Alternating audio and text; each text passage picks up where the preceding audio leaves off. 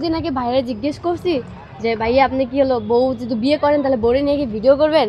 আমি ও মানে ভাইয়া কইছে হ যদি না পারে না লাথি মারে বাড়ি থেকে বের করে দিব। বউ ব্যবসায়ী মানে ওরা মানে আগেও চলো আমার সাথে সিঙ্গেল ভিডিও করতো, তখন ও আমাকে নিজে জ্ঞান দিত যে দেখ বন্ধু মেয়ে না কখন আমি বিয়া করবো না।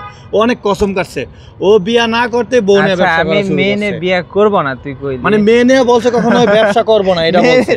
মানা যায় এটা, মেয়ে নিয়ে যদি বিয়া না করে তাহলে একটা ছেলে মানুষ কি আরেকটা ছেলে মানুষ বিয়ে করবে? ও আমাকে বলছে ফরহাদ ও আমাকে এটা বলছে ফরহাদ দেখ জান্নাত তো হয় বিডি মানে ওরা সবাই বউ ব্যবসা করে কিন্তু আমি করবো না, এটা হারাম।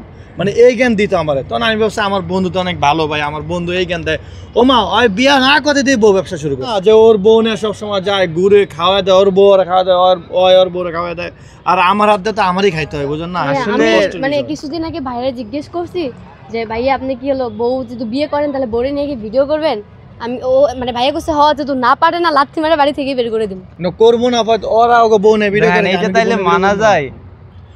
আর যারা সোশ্যাল মিডিয়ার সাথে জড়িত আমি মনে করি বিয়ের পরে আমরা অন্য কোনো মেয়েকে নিয়ে কিন্তু সোশ্যাল মিডিয়াতে নামতে পারবো না, তাইলে অডিয়েন্স আমাদের কি খারাপ চোখে দেখবে। তো এই জন্যই যেহেতু আমরা ভিডিও বানাই তাইলে সময় পাস করি কারের সাথে করব, বইয়ের সাথে স্বেচ্ছায় করি। স্বেচ্ছায় করেন, ভালো লাগে। হ্যাঁ। আচ্ছা এই যে কাপল ভিডিও করতে গিয়ে সামাজিক ভাবে কি মনে হচ্ছে না আপনারা ভায়োলেশন সরাচ্ছেন, আপনাদের দেখে আরো উৎসাহ হচ্ছে যারা এই যে যেমন ফরহাদ আগে বিয়ে করার আগে ভাবতেছে যে কিভাবে বউ ব্যবসা করা যায়? না আমি কখনো বউ ব্যবসা ভাই করবো না। আর আমরা এমন কোনো ভিডিও বানাই না যে মানুষ এটা দেখে খারাপ বলবে বা খারাপ মন্তব্য করবে। আর আমরা সত্যি কথা বলতে আমরা কোনোদিন ট্রোলের শিকার হই নাই, কোনোদিন আমাদেরকে নিয়ে কেউ ট্রোল করতে পারে নাই। তো এখন 1 বছর হয় নাই, আমার জামাই যখন ভিডিও করতো ও মানে শিক্ষণীয় ভিডিও বানাইতো মানে কন্টেন্ট, আর বিয়ের পর তো ওই ব্লগ মানে এইগুলো তেমন করে নাই। হ্যাঁ আগে আমি তো মনে করেন শিক্ষামূলক ভিডিও বানাইতাম, আমার পেজ আছে, ইউটিউব চ্যানেল আছে, 15 লাখ সাবস্ক্রাইবার, আপনারা দেখলে হয়তো বা চিনবেন। তো এখন বিয়ের পর সময় পাস করতেছি, একটু ভিডিও বানাইতেছি, আদার্স কোনো মেয়ে নিয়ে তো ভিডিও বানাইতে পারবো না। ভালো কথা কইছেন আপনি, বউকে দেখায়।